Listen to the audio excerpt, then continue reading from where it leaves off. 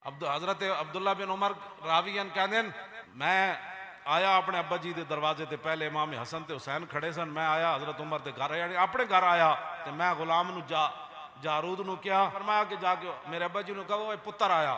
उन्हें अगो क्या जाके पुत्र नु कहो चला जा, इस वक्त मिलन का टाइम नहीं। इमाम हसन ते हुसैन खड़े सन, ये भी वापस तशरीफ ले गए। बाद फारूक आजम नू पता चलिया तो आप तशरीफ ले गए। फरमाया जी तुसी क्यों आयो? मैं कहा जी असि क्या पुत्र नू इजाजत नहीं मिली तो सानू कितों मिलनी? हजरत फारूक आजम ने क्या फरमाया? फरमाया जी तुहाडे अलावा कोई है जिन्हां दी वजह तो साढ़े सर दे बाल सलामत होवन? गल्लां किहो जिहियां करने हो तुसी? आहले सुन्नत का है बेड़ा, असहाबे हुजूर और नजम है और नाव है तरत रसूलुल्लाह की। अपने दिलों में जगह दो हुजूर दे आले बैत दी मोहब्बत वास्ते। हाँ अपने दिलों में जो मोहब्बत गंदियां कड्डो ते गंदियां सोचां फिक्रां कट दो। उन्हें कहो ना असी कालियां ते ना कालियां गल्लां करदे हां, चमकदे होए महबूब दे गुलाम हां और गल्लां भी असी चमकदे हुए करदे।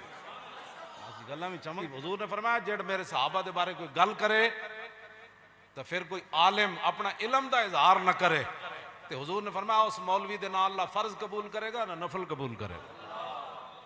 ये मेरे आका ने फरमाया। तो फरमाया जिस वेले वेखो कि मेरे सहाबा नू बुरा किया जा रहा है फिर कह देना लानत है तुहाडे शर उत्ते, लानतुल्लाह अला शर्रे कुम।